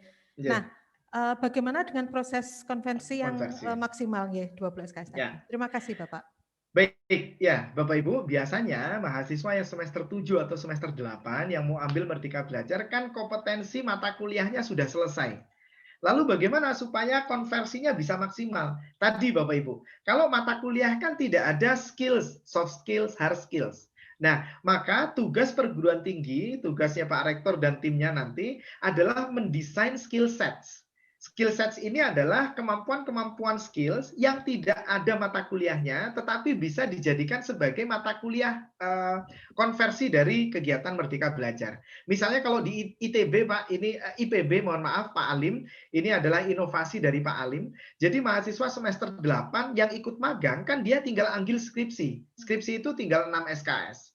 Sedangkan Merdeka Belajar kan bisa dikonversi sampai 20. Lalu bagaimana sisanya? Mata kuliahnya sudah habis. Maka mahasiswa dikonversi menjadi mata kuliah yang soft skill dan hard skill tadi. Kita taruh sebagai mata kuliah cadangan di perguruan tinggi, sehingga kalau tidak ada mata kuliah lagi yang bisa dikonversi, ini yang akan kita ambil. Kepemimpinan, kemampuan analisis, kolaborasi, dan sebagainya. Sehingga Pak Rektor, nanti mahasiswa yang ikut Merdeka Belajar tidak mubazir. Artinya apa? Konversi bisa maksimal 20 SKS dan masuk IKU nomor 2. Karena IKU nomor 2 itu bunyinya bukan jumlah mahasiswa yang ikut Merdeka Belajar, tetapi jumlah mahasiswa yang menghabiskan 20 SKS kegiatan di luar prodi. Kalau kita nggak konversi, rugi kita, Pak. Mahasiswanya ikut, kegiatannya ada, tapi nilai IKU kita yang kedua itu menjadi minimal karena konversinya tidak 20 SKS. Jadi begitu Bu, strateginya nanti Pak Rektor mungkin dengan tim bisa membentuk satu skill sets. Kalau bisa lihat di IPB, mereka punya skill sets-nya, hard skills apa, soft skills apa, kemudian deskripsinya bagaimana, jumlah SKS-nya berapa, itu kita jadikan sebagai cadangan mata kuliah di perguruan tinggi. Jadi kalau nggak bisa dikonversi ke kurikulum, ke mata kuliah, kita tembakkan ke atas. Supaya apa? Konversinya bisa maksimal sampai 20 SKS. Begitu. Oke, baik, terima kasih Pak. Ini juga tadi berkaitan juga ini dari Bu Ani juga tadi untuk mata kuliah cadangan tadi Pak. Jadi ceritanya kalau boleh kami merangkum tadi nggih dari Pak Yanuar tadi, intinya kalau yang untuk mata kuliah sudah terkonversi ya silakan saja, karena di semester itu sudah terkonversi begitu nggih Bapak. Tapi pada saat dia hanya 6 SKS di semester akhir tadi begitu ya, mungkin ada mata kuliah tadi yang lebih fleksibel kalau kami bilang nggih, di mata kuliah cadangan tadi gitu ya, yang nanti akan dapat dikonversi sisa dari 6 SKS tadi. Mungkin itu nggih Bapak. Betul Ibu. Baik, terima kasih. Mungkin itu menjawab pertanyaan dari Bu Novi dan juga Bu Ani, gitu ya. Nah, yang berikutnya ini ada pertanyaan lagi, Bapak. Ini dari Pak Aji Pranoto, gitu ya. Jadi, apakah harus ada, Pak, lembaga khusus, gitu ya? Terutama kalau kita kan karena Bapak dari Universitas Bandar Lampung nih, begitu ya. Jadi, yang memang khusus untuk menangani MBKM, terutama tadi mengenai tim task force tadi, Pak. Jadi apakah tim task force tadi, apakah harus dijadikan lembaga khusus atau cukup ad hoc saja begitu Pak? Kemudian yang berikutnya lagi kalau mata kuliah praktikum itu cara mematchingkan tadi Pak. Jadi ibaratnya mencocokkan karena kalau praktikum kan juga ada CPL khusus dari praktikum itu gitu ya. Nah itu bagaimana Pak untuk yang menurut Bapak gitu strategi yang tips lah begitu untuk kami. Terima kasih Bapak. Yang pertama, apakah harus dibentuk satu tim yang unit yang berkelanjutan begitu, yang khusus yang berkelanjutan, atau boleh tim ad hoc? Bapak Ibu, kebetulan saya juga reviewer KSKI MBKM. Ternyata di dalam review itu keberlangsungan program itu bisa kita lihat dari ada nggak unit khusus yang menangani program-program MBKM. Karena kalau hanya tim ad hoc atau tim task force begitu, kan selesai satu semester tugasnya selesai. Lalu bagaimana menjamin keberlanjutan program Merdeka Belajar di IST Akprin Yogyakarta? Kan tidak ada jaminan begitu. Maka saran kami Bapak, apakah ini nanti ngesup di LPPM atau ngesup di Wakil Rektor 1 atau ngesup di Wakil Rektor Kemahasiswaan, maka harus ada satu unit tersendiri yang khusus mengkoordinir, Pak. Bukan berarti unit ini nanti yang melaksanakan semua, tidak. Di kami, unit ini hanya mengkoordinir. Nanti dari unit ini akan dibentuk tim task force per semester. Sehingga misalnya ada tawaran magang dan studi independen bersertifikat dari Dikti. Maka itu kan program yang sudah pasti akan jalan dari Dikti. Kita bentuk identifikasi di tingkat perguruan tinggi, mana orang yang paling kompeten untuk menjadi tim task force ini. Jadi task force itu mulai dari sosialisasi, seleksi, pelaksanaan, monef, sampai akhir. Setelah program magang dan studi independen bersertifikat dari Dikti selesai, maka tugas tim task force selesai dengan melapor kepada unit yang mengkoordinasikan tadi. Kalau di kami unit Merdeka Belajar. Begitu juga dengan kampus mengajar, yang paling kompeten adalah teman-teman dari FKIP, keguruan. Maka kita bentuk tim task force.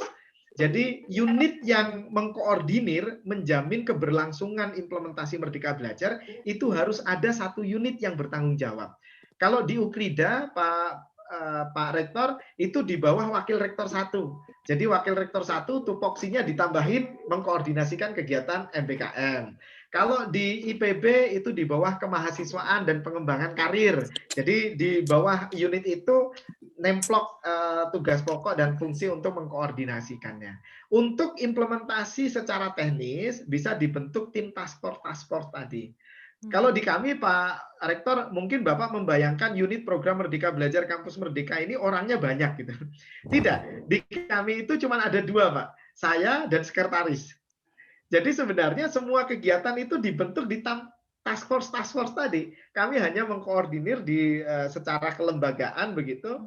Jadi apa yang dibutuhkan bentuk task force, atau yang dibutuhkan bentuk task force. Karena kalau di swasta ini terkait masalah honor, pembiayaan itu meter, Pak. Jadi kalau orangnya banyak di organisasi itu nanti gaji yang dibayarkan banyak juga gitu.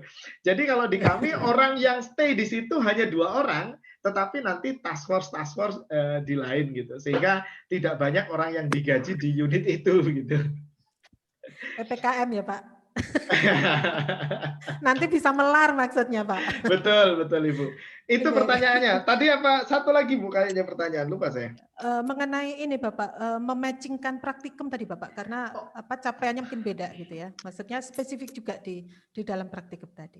Oh iya, jadi begini Bapak Ibu, saya tunjukkan dokumen KPKP yang untuk misalnya sebentar, magang ya. Sebentar Bapak Ibu, supaya nanti bisa terlihat jelas begitu, bagaimana cara kita mematchingkan antara kompetensi yang diperoleh dari Merdeka Belajar dengan kompetensi yang diperoleh dari kegiatan praktikum. Oke, mohon izin share screen. Mudah-mudahan ini yang benar. Nah, Bapak Ibu, di kegiatan magang misalnya, kan ada mahasiswa yang magang di petrokimia. Berarti nama mahasiswa siapa, dosen pengampunya siapa, lembaga tujuan, tugas mahasiswanya apa. Nah, sebelum dia magang di petrokimia, maka mahasiswa kan akan menyusun rencana kegiatan Merdeka Belajar. Selama dia magang di petrokimia, kegiatan minggu pertama sampai minggu terakhir itu apa? Kita identifikasi kompetensinya Bapak Ibu. Kompetensi yang diperoleh itu kan dia pasti akan kerja langsung nih, mengawasi materi-material kimia, membuat percobaan dan sebagainya. Nah, cara mencocokkannya Bapak Ibu, apakah dia cocok dengan mata kuliah? Misalnya di sini adalah mata kuliah praktikum bahan kimia misalnya. Oh, selama dia kegiatan di petrokimia, ada nggak kegiatan yang kompetensinya sama dengan kompetensi praktikum bahan kimia? Jadi Bapak Ibu dalam menyusun dokumen KPKP ini perlu duduk bersama antara mahasiswa, pendamping lapangan dari institusi petrokimia, dan dosen pembimbing dari IST Yogyakarta. Sehingga apa? Ini bisa saling mempengaruhi Bapak Ibu. Misalnya, supaya maksimal, oh mahasiswa ada praktikum bahan kimia. kita boleh minta izin ke petrokimia, Pak, mahasiswa semester ini ngambil mata kuliah praktikum bahan kimia. Boleh enggak ketika nanti dia magang di petrokimia, dia melakukan praktek-praktek pencampuran bahan kimia atau apa gitu. Sehingga kompetensinya sama. Jadi ini negotiable, Bu. Boleh dari petrokimia yang menentukan ini kegiatan ini, kita analisis kompetensinya, ada yang cocok kita masukkan. Atau boleh dari dosen pembimbing prodi itu yang menganalisis mata kuliahnya 1, 2, 3, ada teori, ada praktek. Oh ternyata ada praktikum.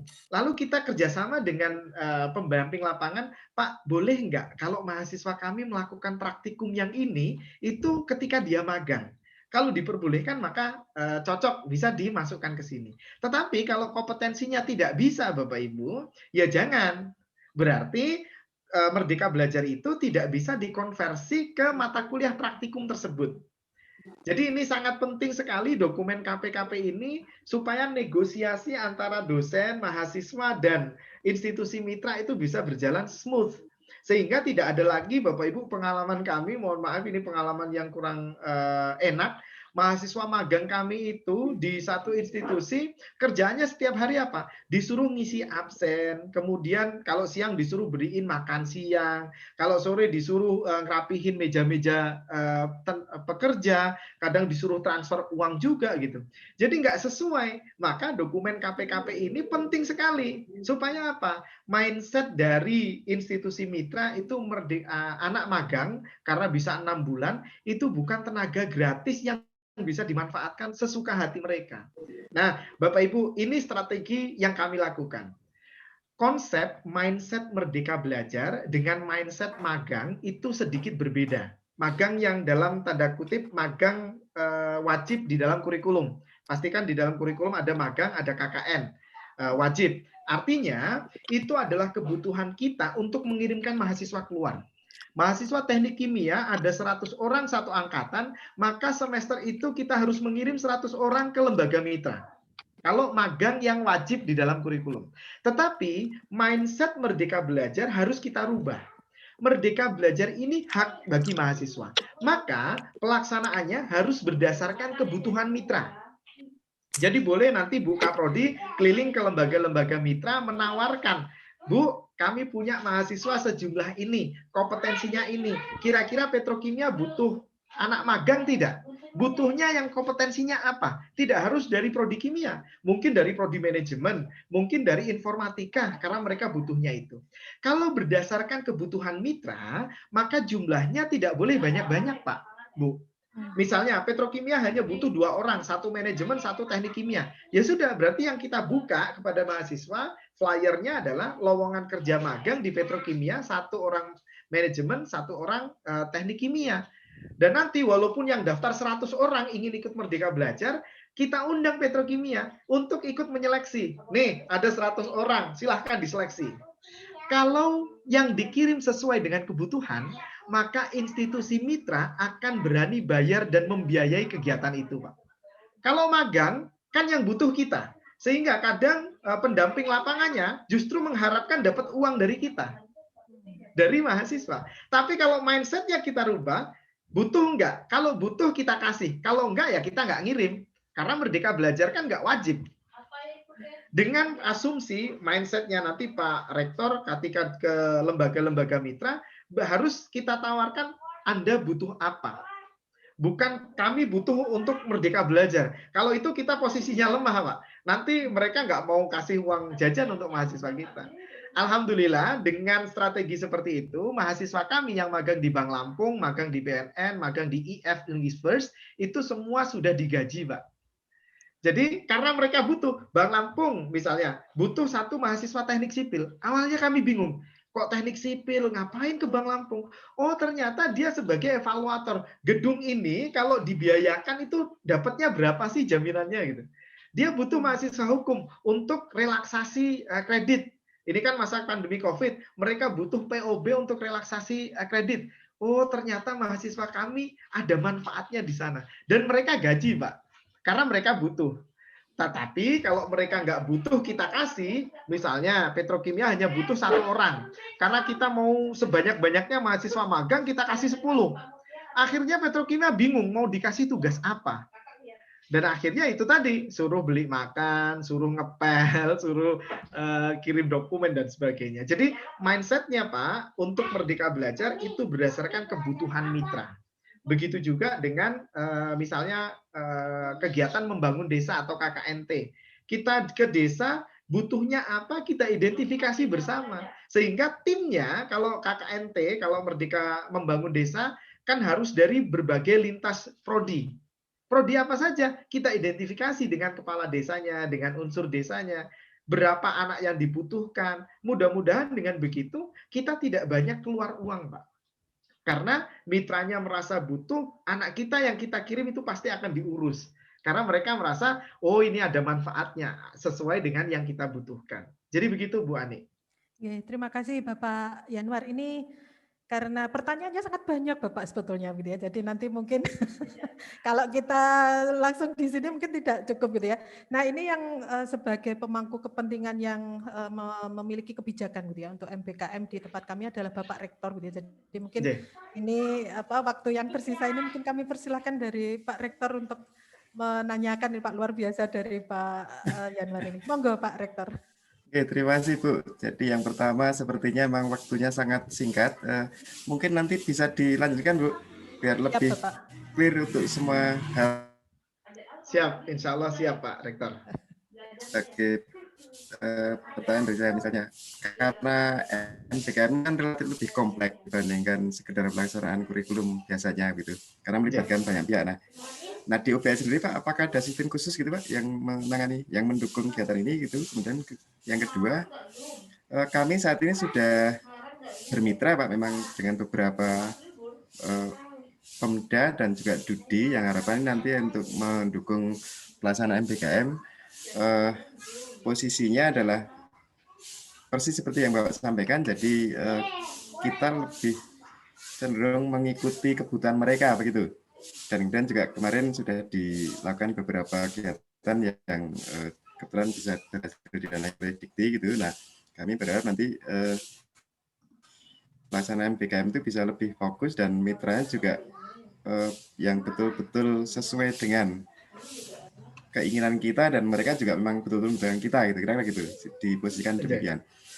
Nah, yang berikutnya mungkin perlu mohon disampaikan sekilas Pak, bagaimana skema pembiayaan dari si mahasiswa Pak? Apakah kemudian kalau di UPL itu misalnya ber-SKS lainnya, kira-kira gitu Pak? Terima kasih Pak Rektor. Yang pertama, sistem khusus ini sistem apa Pak? Karena kalau di kami sebenarnya kami tidak punya satu sistem khusus begitu.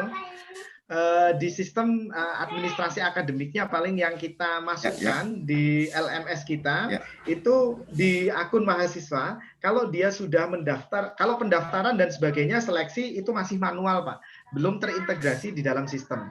Tetapi begitu mahasiswa sudah diterima ikut Merdeka Belajar, ditetapkan melalui SK Rektor, dia membuat dokumen KPKP dan KRS, maka di dalam sistem administrasi akademik ketika dia menyusun KRS, itu nanti ada pilihan Merdeka Belajar, Pak.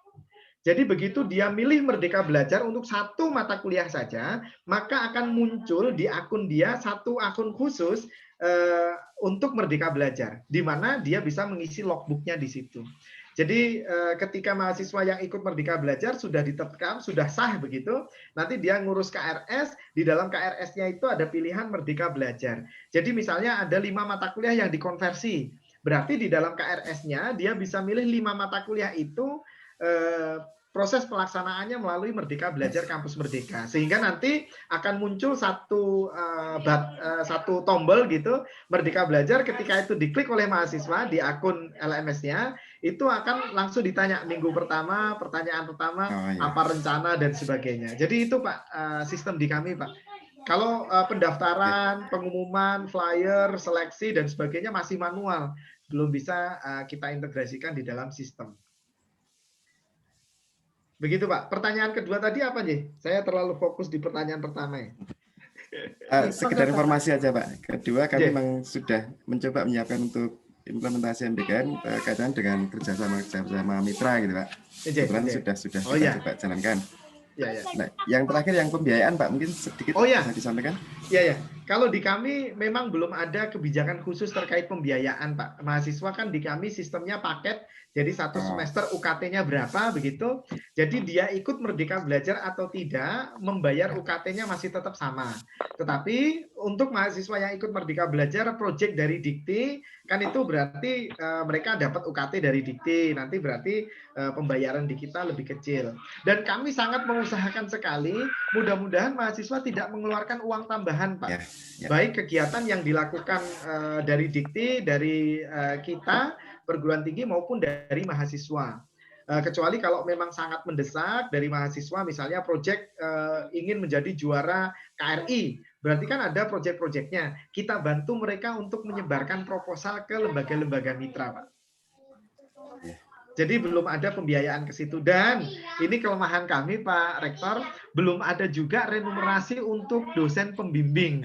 Itu yang sudah ditanyakan oleh dosen-dosen kami, tapi sampai saat ini mudah-mudahan mulai semester ini, kemarin kami rapat terakhir, tim PPSDM sudah merancang kebijakan rektor terkait bagaimana remunerasinya. Karena dosennya ngeluh, Pak. Mahasiswanya merdeka, mahasiswanya dapat pengakuan SKS, tetapi dosennya digaji enggak, dapat pengakuan SKS enggak, di PKD yang keluar ditandatangani Pak Dirjen juga enggak ada pengakuannya. Tapi alhamdulillah semester ini, Pak, kalau kita lapor di sistem Diktinya itu sudah ada pengakuan untuk kegiatan Merdeka Belajar sampai bisa 12 SKS. Jadi itu kalau dosen kami belum, Pak, terus terang. Memang di Dikti juga belum ada sistemnya. Mudah-mudahan nanti dari Akprin bisa merekomendasikan ke Dikti. Karena begini Bapak Ibu, Dikti itu sebenarnya kan kebijakannya oleh Mas Menteri, seorang yang muda pengusaha, maunya keputusan itu langsung jalan, belajar sambil jalan gitu. Dan sedangkan di bawah-bawahnya orang akademis, gelarnya profesor dan banyak pemikir, dia nggak mau jalan kalau belum pasti dulu langkahnya gitu. Jadi kadang-kadang ada pertentangan antara apa yang dimaui menterinya dengan apa yang bisa dilakukan oleh bawahan-bawahannya begitu. Maka Dikti banyak sekali memberikan hibah. Ada COE, ada KSKI, ada PKKM. Itu hibah itu harapannya adalah Bapak Ibu di perguruan tinggi itu memiliki inovasi yang bisa kita sumbangkan untuk implementasikan di tingkat nasional. Karena dulu awal-awal implementasi Merdeka Belajar, Pak Rektor, kami kan gupek nih Pak, karena kami sudah harus diminta Pak Rektor untuk implementasi. Kami tanya ke Bilmawa, kami tanya ke Dikti, panduannya di mana gitu. Panduan teknisnya mana? Diktinya marah Pak, bilangnya gini, Mas, kebijakannya itu Merdeka Belajar kampus merdeka. Artinya sampai itu merdeka, kalau masih minta buku panduan terus kapan merdekanya gitu. Justru kalau bisa sampean yang membuat panduan itu nanti kami adaptasi katanya. Oh iya Pak, kalau begitu siap. Makanya kami setelah itu prinsipnya begini Pak Rektor. Selama itu tidak dilarang secara spesifik oleh peraturan yang ada di Indonesia, berarti Merdeka Belajar itu boleh. Justru dari yang boleh-boleh itu bisa menjadi inovasi yang kita ajukan kepada Dikti supaya bisa diadaptasi. Misalnya konteks dokumen KPKP itu adalah salah satu inovasi kami, Pak. Supaya apa? Kompetensi Merdeka Belajar dan kompetensi kuliah itu tidak jauh beda, ada standarnya. Karena dulu, Pak, kami membimbing mahasiswa kampus mengajar, dia kan bisa dikonversi 12 SKS. Mahasiswanya disuruh milih, Pak. Mahasiswa, kamu ambil semester ini, milih apa yang bisa dikonversi sampai 12. Lah, yang ngawur milihnya Pak, milih yang dosennya killer, milih yang mata kuliahnya susah gitu. Jadi mahasiswa kampus mengajar di SD membantu alih transformasi, dikonversinya kalau di bahasa Inggris itu psycholinguistik, sosiolinguistik, semantics. Loh, mata kuliahnya nggak ada kaitannya. Bahkan di kampus mengajar kan itu program studi dari teknik kimia boleh apply Pak. Lah, kalau mahasiswanya disuruh milih, ya nanti milih yang dosennya killer. Misalnya Bu Ani, dosennya killer gitu. Oh, mata kuliah Bu Ani aja saya konversi, jadi dia aman dari Bu Ani begitu. Maka dokumen KPKP ini satu sangat penting untuk menjamin kualitas. Dua, penting juga untuk menjadi jembatan antara institusi mitra supaya mahasiswa kita nggak diperlakukan semena-mena. Karena sudah kesepakatan ada rencana jadwal kegiatan, ada kompetensi-kompetensi yang harus dicapai dari kegiatan itu. Dan alhamdulillah dokumen KPKP ini sudah mulai kami sosialisasikan untuk diadaptasi di perguruan tinggi Indonesia. Jadi mudah-mudahan nanti ada dari Akprin satu inovasi baru begitu yang bisa kami ambil di Universitas Bandar Lampung untuk proses pembelajaran. Oh iya, satu lagi Pak, mumpung masih ingat, untuk pertukaran mahasiswa kan ada banyak pertanyaan, gimana untuk pembiayaannya mahasiswa. Kalau di kami biasanya Pak, kalau untuk pertukaran mahasiswa kita sama-sama belajar. Jadi kita sepakat 5 orang UBL dari teknik mesin ke Akprin. Nanti kami juga akan menerima 5 orang dari Akprin ke UBL gitu. Karena kan sistemnya sekarang masih online. Jadi dari sisi dosen, dari sisi aktivitasnya tidak banyak membutuhkan biaya. Jadi kayak los-losan gitu Pak. Bapak ambil berapa, saya ambil berapa. Gitu sementara Pak di kami kesepakatannya. Baik, terima kasih. Sepertinya memang bertambah menarik ini Pak. Dan sebagai penutup mungkin pertanyaan dari Pak Toto. Mungkin monggo Pak Toto sebagai Warek 1 yang mungkin juga nanti akan sangat-sangat bertanggung jawab dan mungkin akan sangat bingung juga Bapak gitu ya. Tapi dengan adanya bingung tadi mungkin akan semakin menambah kita untuk bersemangat mengimplementasikan MBKM. Monggo Pak Toto, kami persilakan. Terima kasih Bu Gus. Jadi ada beberapa mungkin yang di tempat kami itu masih kesulitan sebetulnya Pak dalam penyusunan MBKM ini, jadi pelaksanaannya. Memang kita perlu dibuat unit khusus ya. Nah selama ini MBKM masih lebih banyak ditangani oleh bidang 3 sebetulnya, yaitu di Wakil Rektor bidang kemahasiswaan dan kerjasama. Karena kerjasama ini justru yang banyak dilakukan begitu. Sementara kalau di tempat kami itu kemarin sudah ada yang program Bangkit, itu sudah selesai programnya dari program statistik kalau nggak salah. Nah itu sudah diprofesikan ke beberapa mata kuliah karena sudah dalam suatu sistem gitu, sehingga mata kuliah yang diambil ya nilainya ya dari program Bangkit itu. Sehingga memang kesulitan kami pada saat memasukkan ke dalam sistem itu tadi Pak, untuk nilainya. Jadi, apakah karena di tempat kami itu kan nilai langsung dari dosen. Sehingga kalau sementara mata kuliah itu saya kasihkan ke dosennya, kemudian nilainya sudah ada dari program Bangkit yang kemarin dicanangkan oleh pemerintah, yang khawatir tadi dosennya akan menolak gitu. Nah, sementara kami sedang mempelajari apakah nanti sistem penilaian itu langsung dibuat saja oleh tim BAA, langsung dimasukkan begitu pada saat nilai akhir begitu, atau nanti ada cara yang lain seperti itu. Maksudnya juga kami juga ingin membentuk unit tersendiri begitu, cuma kami itu tadi Pak, kalau swasta kebanyakan personel sehingga pembiayaannya itu jadi nambah. Sepertinya begitu. Mungkin saya tidak terlalu banyak pertanyaan Pak, mungkin itu kesulitan-kesulitan yang dihadapi di tempat kami.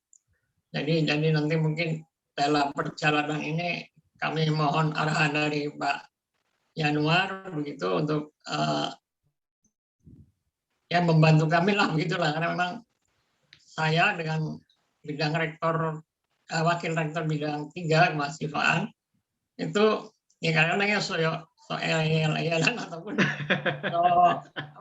lempar-lemparan, loh Bu ini gaweannya gini, oh bukan ini gaweannya Ibu, akhirnya ya begitulah. Jadi nanti mungkin coba akan kita pikirkan begitu. Jadi karena menurut saya bagus sekali ini dari Universitas Bandar Lampung programnya Bu Gus ya Bu Gus ya. Nanti mudah-mudahan bisa kita implementasikan di tempat kita. Dan tadi mungkin from isian-isian itu sebetulnya perlu kita kita adopsi lah. Iya, betul. Kita adopsi gitu supaya kita juga bisa punya kesamaan dengan cara yang mudah atau ada jalan yang sudah jelas gitu.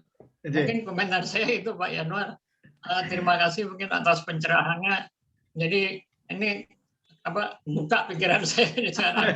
Dari kemarin agak bumpet juga di sini. Gimana ya caranya? Karena kemarin sudah dapat untuk konversi nilai aja. Wah, gimana ini caranya? Mungkin itu terima kasih Pak Yanuar atas arahannya dan masukannya. Nanti mungkin kami perlu bantuan lah begitu. Terima kasih. Siap. Waalaikumsalam warahmatullahi wabarakatuh. Siap Pak, insya Allah nanti kita akan diskusi, tidak harus secara formal begini Pak Rektor, mungkin nanti ada 1-2 orang yang WA saya atau telepon begitu, insya Allah saya akan siap untuk terus berbagi pengalaman yang kami dapatkan. Biasanya Pak Rektor, kalau kami menghadiri workshop, itu ada 2 ekspresi di satu wajah Pak. Dari mata ke bawah itu senyum. Ah iya, ternyata begini harusnya. Tetapi begitu mata ke atas itu mengkerut karena tahu pekerjaannya akan semakin banyak gitu. Jadi apa yang disampaikan Pak Toto tadi saya bisa memahami. Di mata ke bawah senyum. Oh, ini strateginya begini begitu. Tapi di mata ke atas karena dia mikir, waduh berarti kerjaannya banyak ini. Maka yang ke atas ini susah gitu. Jadi alhamdulillah kalau diskusi kita hari ini bisa bermanfaat untuk Bapak Ibu. Mudah-mudahan MBKM di Akprin bisa semakin berjaya, semakin maju begitu. Dan insya Allah Pak Rektor, Pak Wakil Rektor, Bapak Ibu yang lain, saya akan sangat terbuka untuk diskusi-diskusi. Ada pertanyaan-pertanyaan teknis yang belum simpul-simpul yang belum bisa kita urai pada kesempatan sore hari ini. Insya Allah saya akan dengan senang hati untuk berdiskusi dengan Bapak Ibu. Karena bagi saya ilmu itu ada amanah Pak. Kalau disimpan sendiri itu nanti saya bawa mati Pak. Kalau saya sharing ke Bapak Ibu, mudah-mudahan ini menjadi amal jariah yang bermanfaat. Karena saya yakin Bapak Ibu pasti akan mengembangkan ini dan mengimprove terus gitu. Sehingga mudah-mudahan semakin baik perkembangan yang ada di Indonesia. Terima kasih Bapak Ibu. Terima kasih. Ya, terima kasih Pak Yanuar, luar biasa. Mungkin nanti dari beberapa pertanyaan teman-teman yang belum sempat kita diskusikan, nanti akan kami kirimkan by WA, nggih, Bapak. Mohon perkenannya untuk menjawab begitu, supaya nanti bisa kami share untuk ke teman-teman semuanya, nggih. Insya Allah. Dan luar biasa ini memang ada banyak yang mungkin masih mengganjal juga bagi teman-teman, tapi nanti silakan untuk teman-teman mau WA gitu ya, kami, saya ataupun Bu Dias, karena penanggung jawab di MBKM Teknik Kimia itu penanggung jawabnya yang kemarin Pak di proposal itu kebetulan saya dengan Bu Dewi Wahyuning Tias gitu ya. Nah, sehingga kami meskipun posisi sekarang saya sudah tidak di pengurus jurusan lagi, tapi itu masih menjadi tanggung jawab moral gitu Pak.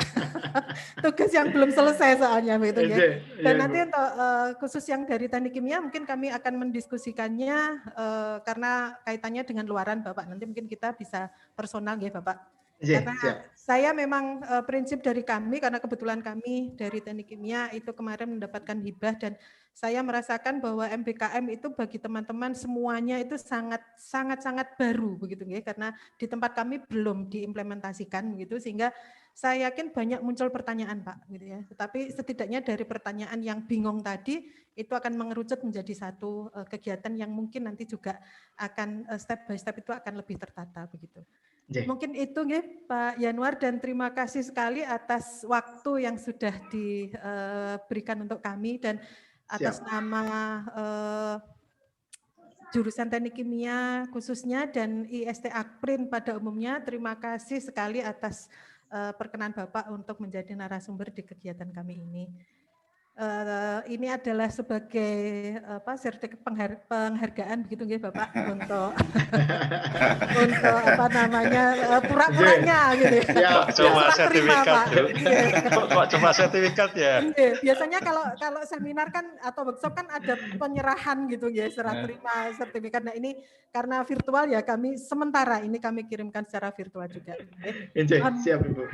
Mohon maaf Bapak atas mungkin dalam kami mendampingi Pak Yanuar dan teman-teman semuanya dari teman-teman dosen di Institut Sains dan Teknologi Akbrin Yogyakarta ada yang kurang berkenan, kami mohon maaf yang sebesar-besarnya. Mungkin itu dari kami dan waktu selanjutnya kami serahkan kepada Bu Ani Purwanti. Monggo Bu Ani. Terima kasih Bu Gus. Alhamdulillahirabbil alamin. Waktu tidak terasa sudah pukul 5:15 mungkin di tempat Pak Yanuar sudah akan ibadah sholat maghrib nih Bapak. Mohon maaf Bapak. Jadi diskusi yang luar biasa, materi yang luar biasa sudah disampaikan oleh Pak Yanuar. Terima kasih sekali Bapak. Jadi masukan yang sangat-sangat luar biasa bagi kami, membuka wawasan kami tentang pelaksanaan MPKM Terus Terang aja ini memang masih butuh waktu yang lebih banyak untuk melanjutkan diskusi ini. Terima kasih juga atas keperkenan Bapak untuk mendampingi IST Akbrin untuk menjalankan MPKM ini. Mohon maaf apabila dalam diskusi tadi mungkin banyak ada kekurangannya Bapak. Jadi mungkin saya tidak usah memberikan resume, saya malah bingung ini mau resume yang mana. Yang pasti dengan MPKM ini kita perlu menyusun sebuah manajemen dalam satu sistem yang sangat solid gitu ya, kerjaannya banyak, jadi perlu sinergi dari atas sampai bawah. Seperti itu yang mungkin yang bisa saya garis bawahi. Memang dari mata ke atas memang mungkin semua Bapak Ibu di sini berkerut semuanya. Gitu. Jadi dari Pak Rektor tidak, Pak Rektor tidak, Bu Ani. Enggak. Pak Rektor tidak. Itu Pak Toto itu, Pak Rektor. Terus saya Pak Toto itu, Pak. Sebagai penutup kami ucapkan, kami haturkan, kami panjatkan doa mudah-mudahan Bapak Ibu semua dan keluarga diberikan kesehatan sehingga bisa menjalankan semua tugas yang ada di depan kita. Itu saja mungkin dari saya. Foto bersama Bu Ani. Sebelumnya mungkin dari saya pribadi mohon maaf karena kekurangan saya dalam mendampingi acara pada sore hari ini. Mungkin dari saya cukupkan sekian, nanti saya sampaikan ke Bu Tias, karena kok kebetulan ini tadi saya coba print screen kok tidak bisa. Jadi mohon maaf dari saya, kita akhiri alhamdulillahirrahmanirrahim. Assalamualaikum warahmatullahi wabarakatuh. Waalaikumsalam. Terima kasih Pak Yanuar. Terima kasih Pak Yanuar. Pak. Kita foto bersama dulu. Ya, Bapak Ibu. Kita posisinya tangan di dada Bapak. Tangan kanan kiri, Bu. Kejuangan, Pak. Iya. Kanan kiri. Kiri. Oke. Kiri gini ya. Oke. Satu. Salam kejuangan kita, nggih. 2, 3. Untuk slide pertama, sampun. Sebentar.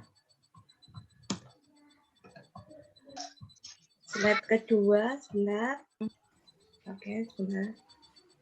Enggak apa-apa. 1, 2, 3. Ya.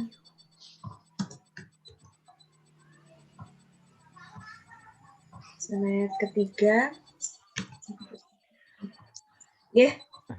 Sampun semua, matur nuwun Pak Yanuar, Pak Rektor. Terima kasih. Terima kasih Pak Yanuar sangat Rektor. siap dikontak lagi ya Pak. Bu Tias, menu sorenya apa Bu Tias? Menu sorenya. Ini Buka puasa. sebenarnya saya Ya, buka. Nanti kalau punya kontaknya, Terima kasih Bu Tias, saya tunggu. Pak Yanuar. semuanya. Saya izin end meeting ya. Bu Tias, kontak saya boleh di-share kepada Bapak Ibu yang mungkin nanti kalau lewat Bu Tias terbatas gitu. Iya. Boleh di-share ke Bapak Ibu yang lain supaya bisa langsung ke saya. Terima kasih Pak Yanuar. Sama Bu Tias, materinya di-share Bu Tias. Siap Bapak. Siap. Bapak Ibu, saya izin leave ya Bapak Ibu. Ya, terima kasih. Assalamualaikum warahmatullahi wabarakatuh. Waalaikumsalam warahmatullahi wabarakatuh. Salam keluarga yang dinatar Pak Yanuar. Ya. Ya, Pak. Ya, Pak. Matur nuwun nggih Bapak Ibu dosen Ya, Pak. yang satu-satu Sama Lampung, masih Mas. meluangkan waktu. Modal Lampungnya. Ini karena Terima kasih Bapak Ibu. Terima kasih. Gani. Pak Adi, Lampung Desa. Lampung Bu Adi. Rekut. Nggih, saya tutup nggih.